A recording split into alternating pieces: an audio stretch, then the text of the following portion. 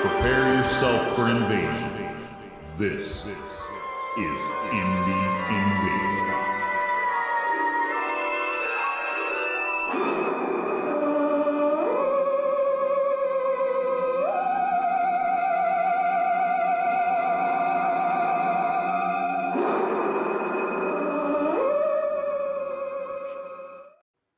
Oh, What man. up? Look at how excited you were, man. Yeah, I got a little excited. I started as a stretch and that into excitement. And then the video went off, so you had to Yeah, I was like, you had to play it up. Let's go. Hey, look, Alder's with us already. Good morning, sir. Welcome. What's up, Alder? Welcome. Alder's been getting some serious attention over in the Burros and Badgers Discord for those houses that he put up with Man, the he's towel knocking out of the thatch park with roofs. those houses. Yeah, those are awesome. Those are super awesome. So I couldn't find my water bottle, so I'm drinking coffee tonight, and I don't even have the right cup. I got and in a Christmas mug. my Snoopy Christmas mug. Yep. Got to do it, man. Got to do it. So I'm drinking some fancy foo-foo water. Foo-foo water. Wild strawberry, tangerine. What is this? This is like seltzer water or something. I don't know. You could have just had like a bag of grapes and an apple. It's bubbly water. So Foo-foo water. What have you been working on anything this week? You haven't been getting a lot of hobby stuff in lately. From last week with all that Adepticon stuff I had, I've been kind of picking at them, cleaning them up, trying to get some of the mold lines off of them. Yeah. I haven't glued anything to the base because I'm actually seriously thinking about just putting them on the clear bases because I think it would be cool here. Looking. Shh, Alder's here. Don't say clear bases. Well, actually, what I might do is kind of do what I did with some of my other minis that I got for what ones did I do that? I think I did it with the gangs. For Gangs of New York. Where I put them on like their regular black bases to paint them, and then once they were painted, I cut them off and then put them on a clear base. So I might do that. I think. I just think it'll make them look better. I told you, don't talk about clear bases, man. Alder's here. He's gonna call you out on the carpet, man. I'm just trying to cut corners every bit I can, just so I keep working on the stuff, I know, and now I've swung to the opposite end of the pendulum. I think sometimes you do that, right? Yeah. But I have with my BattleTech stuff, I've been doing real simple bases, but I just found a file for bases that actually have the mech's name written on the front of it. And I'm like, well, I'll just print those. And then now I'm just going to paint the base black instead of getting fancy with it. So there's nothing wrong with a basic black. I mean, I did that with all my Don't Look Back figures. I left them on the black bases, but it's like, I didn't want to put grass and flock and all that stuff on there. So I came up with this thing where I did like almost like a shadow effect.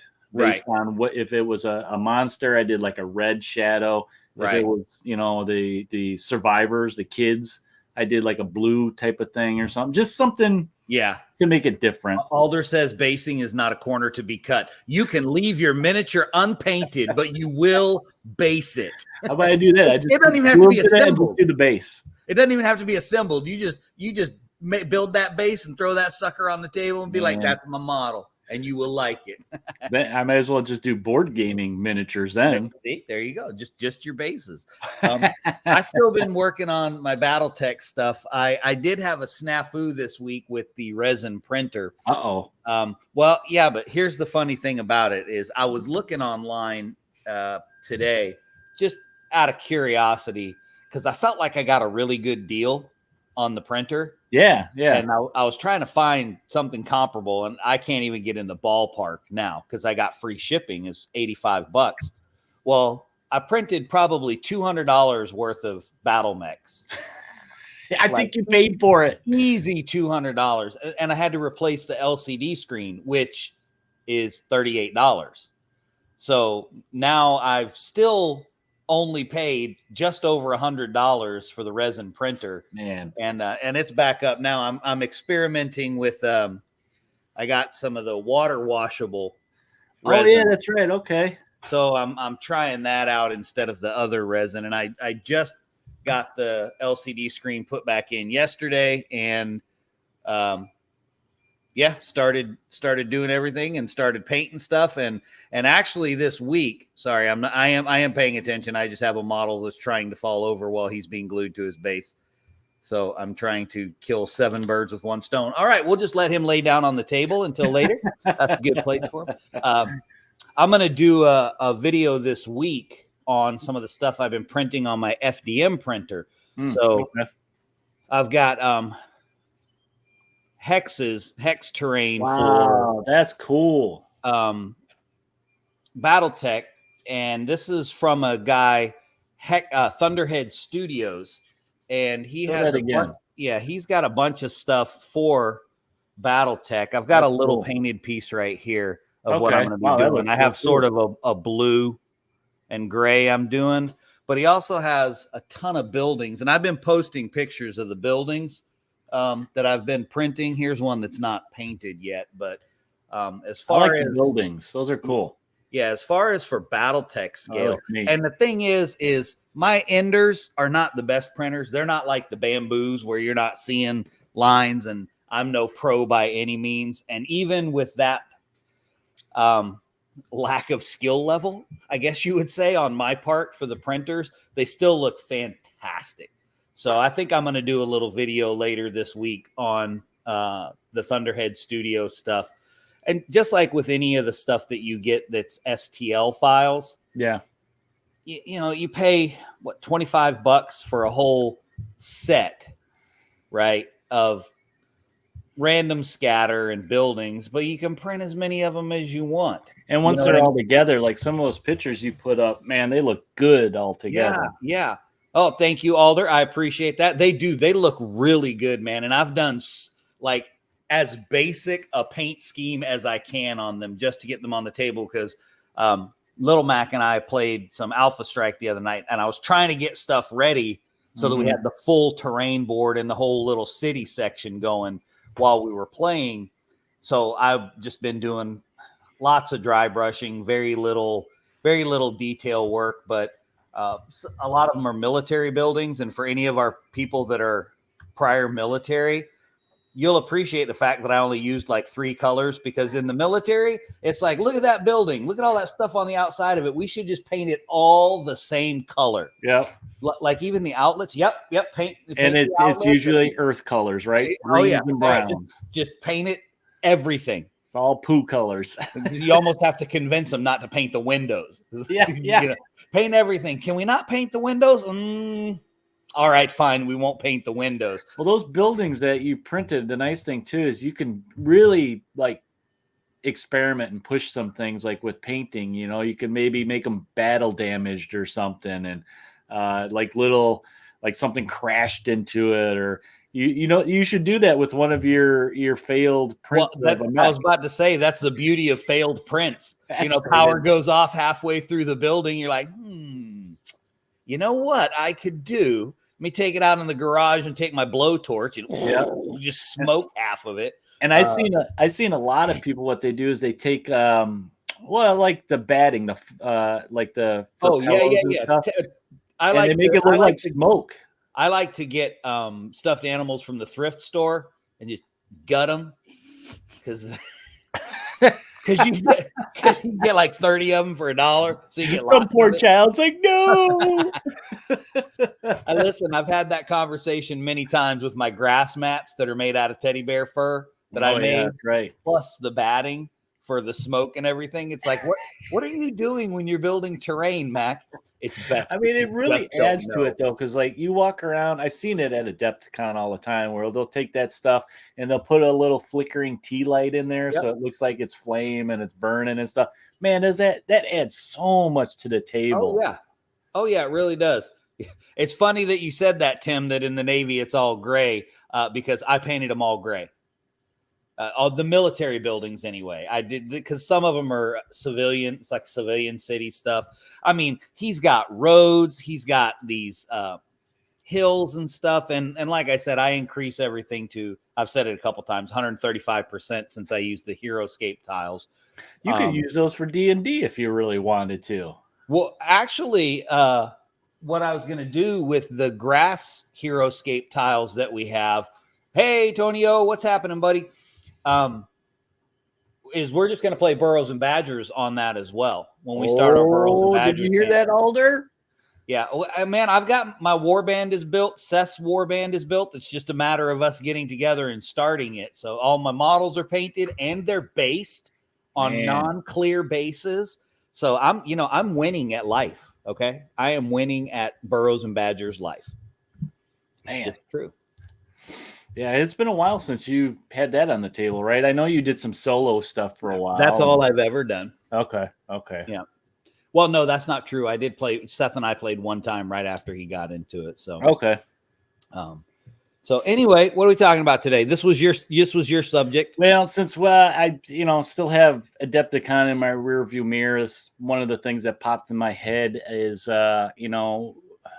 since I only considered a day and a half maybe. I thought it'd be neat to talk about what do you do? What do you go to a con for? What is like your top thing to go to a con for? Right. I mean, it's different for everybody. They want to experience it for different reasons. And like this year, for me, it was just to kind of walk around and just check everything out. Other people, I mean, we could have a list of like our top 5, I guess, if we want to call it that. But like I said, it's going to be different for everybody. Your number one thing could be different from this person. So I think it changes over time too. Yeah. Like Skirmish Game Con wasn't as recent as Adepticon, but we've both been to a convention lately. And anymore, my number one reason is I'm going to meet up with certain people. That's like that's my number one reason. If I don't even get a game in, like that's okay. And to meet new people too. So when I went to Skirmish Game Con, I realized that can be harder at Adepticon because it's bigger, but I want to segue to something about that in just a moment. But, going to see particular people that I see regularly at conventions, but there you go. I wasn't going to say anything, but you brought attention to it. But, just those people that you only see at the conventions and then making some new friends. So at this last one, when I bought all of those resin printed BattleTech miniatures, I stood and talked with those guys, several hours over the course of the weekend. Now, naturally, I bought a couple more mechs every time. That's why I spent so much money. That was your excuse, right? Right. That's the real reason that they were talking to me, right? If I hadn't been buying stuff, no, I don't know. Maybe not. I don't know. But, that kind of stuff. Nowadays, that's my number one reason. Okay. What about me, it's like when I first started going to gaming cons, I think it was to play the games, whether that was like an organized event or, like a tournament, like what we did when we first met, or, something maybe more casual where you have the local group of friends that are just get together and they play games type of thing. Now, the nice thing is doing that, I got to meet a lot of people. Your friend group, your gaming group kind of can grow that way. But like you said, it has changed over time. I think after a couple of years of doing the organized tournament and I think I got to a point where I didn't start to enjoy that level of stress, I guess you call it, of the tournament aspect of playing the game and hustling. Oh, I got to be here at the certain time and that type of thing. So I think I started kind of not enjoying that as much and moved more towards the casual. Well, all those friends that I met doing tournaments, now we're just getting together to play games. Right. Type of thing. And then of course shop and spend all our money. Still grognard thing is what you're saying ultimately. Yeah. Ultimately. Oh no. Oh, that's the most horrible news I think I've heard all year, Alder. Ooh. That is a long way away. You know what? If there's going to be one that far away, I'm assuming that's still in Australia. But what I was going to say is, if you got to travel that far anyway, just go to Adepticon. I mean, if it's going to have to be a super long trip anyway, you may as well make it a really big one somewhere. Yeah. But But the thing I was going to say that I wanted to segue about connecting with people, meeting up with the people that you already know, that you see at conventions, meeting new people like you and I met. The other side of that, at least for us as our little tiny podcast, video cast, whatever we actually are, right? Whatever we actually are, is getting to meet the creators of the games that we've talked to. Yeah. Right. That's an advantage you really had at Adepticon. It helps make that connection with the game. Right. Because not only is it like, yeah, I like this game and I like these characters in this world and stuff, but when you get to meet the creator and you really get to talk to them and kind of get in their head and understand, their direction of when they created this type of thing, you can make more of a connection to that game because, you get to meet that creator and kind of understand them a little bit more, or just getting to meet them. I mean, we've talked to so many guys, like for instance, Matt Burns, right? We've talked to him on several different occasions and chatted with him on Facebook. But for you to be able to go and see him, be like, hey, dude, what's up? That's just just another cool element. Yeah, that's a reason that I go. I feel like when I first went to Adepticon, and we played in the tournament. I didn't really want to play in the tournament anyway because I don't want my convention to feel consumed with just one thing. And that's what happened to me. Really, yeah. That's kind of how I felt. Now I know a lot of people do that. A lot of people live for that. Alan at Discover Games has a group of 40K guys that they're like top level. Yeah, they're top level players, right? And that, man, if they're going to a convention, they are not going to play an indie game. They are not going to hang out with you. They're not going to make friends. Nope. They're definitely not going to make friends in a 40K tournament. But they are going to play a game. So and that's fun for them. That's what they're doing. That they love that. That competition level. Yeah, it's absolutely. Just like any kind of sporting event, it's that drive to compete and win some, lose some type of thing. Or if it's me, lose some more. But that's, that's kind of where I moved into that different reason we play games is what kind of story can I tell? Right. So I don't look at it as losing anymore. It's just like, okay, what epic fail story will happen, type of thing. I think another one of the really big things for me when I go to a convention, and I think a lot of that has to do with how this right here came to be birthed, was I love to go in and play the new games, right? 2017 Adepticon, I remember going and trying Arena Rex. So you're starting to kind of get into another reason people go to try the new game, right? To demo. Sometimes you don't even know about them either. You're like, what's that? Yeah. So Eden, right? Now the game fell apart. Happy Games Factory did it. The game just completely fell apart. But it was a really great game. And Fernando and I played it. It was one of the first ones I remember that was playing on a 2x2 board. It was just a real small board. It was lightning fast, Relic Blade style lightning fast. Yeah. And it was a super fun game. And I bought in big time. I bought a bunch of stuff. Still have a bunch of stuff. I still got all my cards. It's a fun game. But that was, I didn't know about that. I don't even know how I would have known about that. Most of the guys that came over didn't even speak a whole bunch of English because I can't remember where the game was out of. Polish? I can't remember. I don't think it was Polish. I want to say it might have been Spain. Okay. But I don't remember for sure where it was out of. But a lot of the guys didn't even speak very good English. Or as I speak not very good English, they didn't speak English very well, so that I'll speak English properly as well. French, that's right. Tonio's probably got a bunch of Eden models too. His are painted way better than mine, but I have a bunch too. And that's really the cool thing is about conventions, like when you walk around the dealers and the different companies and stuff, of discovering that stuff. There's a lot of people that's their main reason to go is either they know the games that are going to be there and they want to try them out because it's the first time they're going to see it. Maybe it's not released yet. Yeah.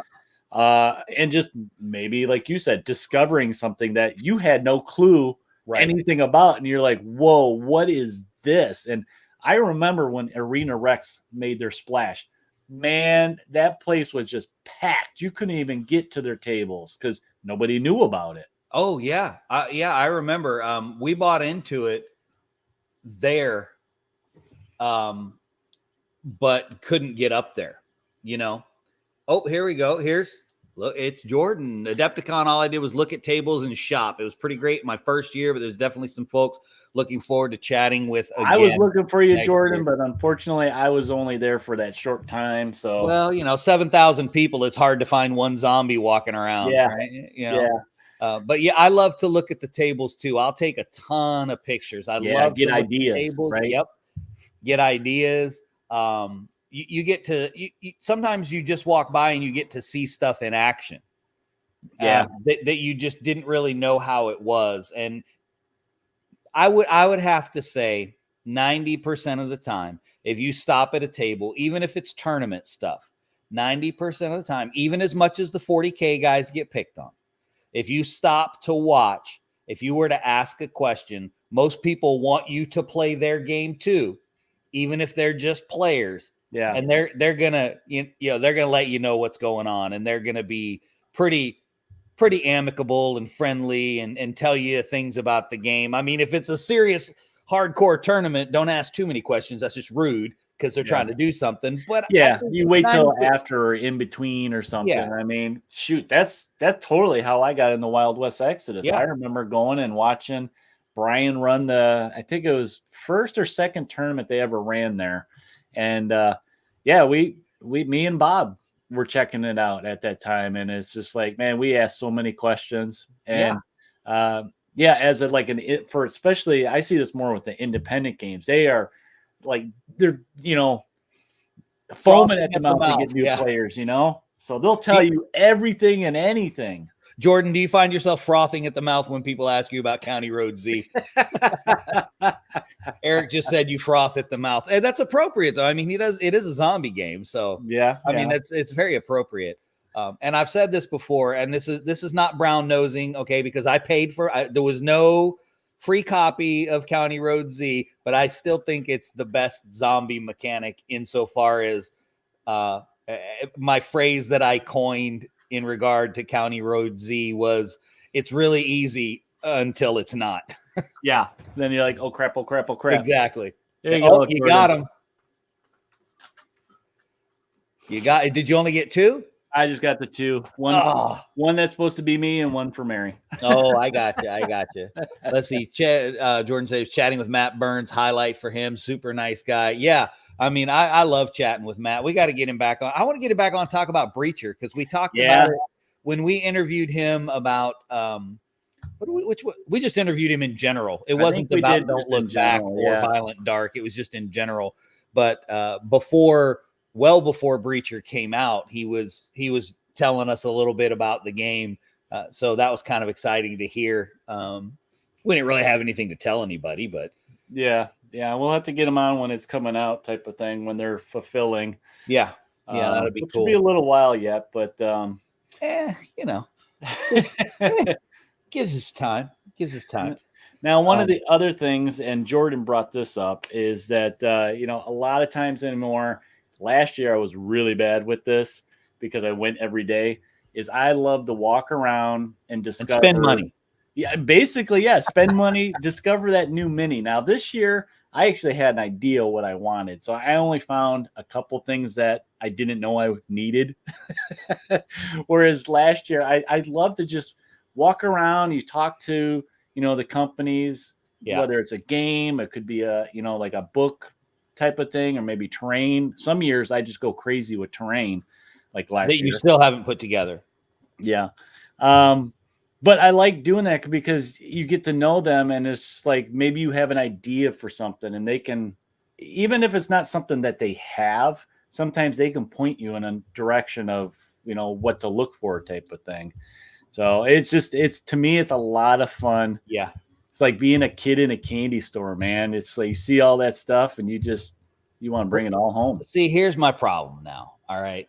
I don't think I can go to Adepticon because Black Site's going to be there forever now. And I've talked to the guys, and just like Jordan said, they're super nice guys. Loved chatting with them when we did. Well, I like their games too. So if I go and they're nice guys and I want to support them, I'm just going to spend all my money at Black Site. That's what happened to me last year. They'll be happy about that. But I think every day I came home with a bag of MDF.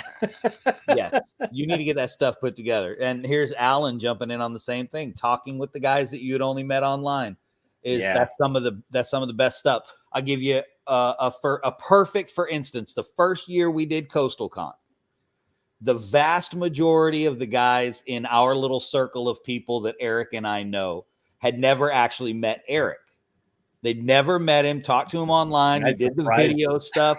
Yep. And we tricked them. As a matter of fact, we have a very specific picture. I think it's on the Indie Invasion podcast where the whole crew of guys is standing there and we're getting a picture and everybody's looking at the camera except for me. My eyes are cut to the side because Eric is walking in and I see him because I knew he was coming, but nobody else knew that he was coming. And so the picture itself is pretty funny. But that kind of stuff, that was awesome. Everybody loved that because it was someone that they had met online, had been talking with online for a while, and got the opportunity to meet. Oh, what is this? What is this? Supposed to be Resurrecting Eden this year on Kickstarter with the name Eden the New World. Takes place in the U.S. as opposed to Europe. Huh. I'm going to have to look that up, Tim. I wonder, do you know who's pushing it? Is it still Happy Games Factory? I backed their Kickstarter after Eden. I'd have to go look at the title of the box. I don't remember what it is, but I pretty much went all in on their miniatures, and the scale was just all over the place, man. I mean, it was, the resin was not good. It was that very rubbery resin, massive amounts of mold lines. Like I said, the worst thing about it was the scale was just all over the place. You had these gigantic people that were probably closer to 40 mil Crisis Protocol stuff, and then you had just these regular 28 mil folks. So Alder's going to wait for the surprise visit to Australia. Well, you're going to have to start planning a convention on your coast of Australia then. Then we can surprise you at your convention. There you go. I found it. No, that's not the one with me looking because you're in that one. Oh, okay. But yeah, that's the crew. That's the circle of people that was surprised. No, that was the one before you got there. That was when we were all tired and getting ready to close it for the night. So let me see if I can find it. We'll have to find that picture. But anyway, let us know what sorts of stuff you guys enjoy at the conventions. I think the consensus, generally speaking, unless you're a competitive player, is to go hang out with your friends. I think if you were to take a poll overall, that would be a big thing. For instance, Todd R., Ron, if those guys were to show up at a convention, that would just be really cool. You know what I mean? Because these are guys that we talk to regularly. If you had been able to bump into Jordan, Tonio, any of the guys that listen to us, Alder, we're waiting for you to show up at Adepticon, Alder, or plan that convention on your coast. So just that kind of stuff. I think by and large, that would be the consensus of what people enjoy so much about it. Because even when you're playing the game, you want to sit down at the table where your buddies are. Skirmish Game Con, it was me, Mike, Alan, and Todd, and Ralph. And Ralph and Mike I had just met, but they were Alan and Todd's buddies. And we played Trailer Park Warlords. So we were playing a game, but a lot of fun too. But we were mostly just laughing at each other and having a good time. Yeah. So. And that's the fun thing is, like I was mentioning, those casual games that you get together with your gamer friends. Yeah. The last couple of years, like a lot of my friends from different states and stuff would converge on Adepticon because it was kind of in the middle of everybody. And some of them would do, maybe a tournament one day here or there, but the rest of the time they're just playing games, whether it's board games or mini games. I introduced my buddy Lewis to Don't Look Back, and he's like running with it now. He's addicted to it. Yeah. He bought all in last year, and he's playing it at least, every other week. So yeah, and since we already said what a nice guy Matt Burns is, Don't Look Back captures horror. It does. I didn't think you could really capture it in a game.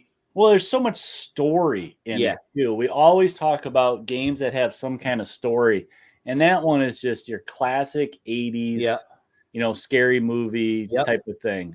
So it's so fun, and the characters have all those kind of staple mark characteristics of them, and you can kind of almost RPG it out, which is a neat thing about Matt, is that he is, I think, originally an RPGer, so he's very much into that storytelling. Right. And any creator, I think that's a big part of their games, is what kind of story are they telling?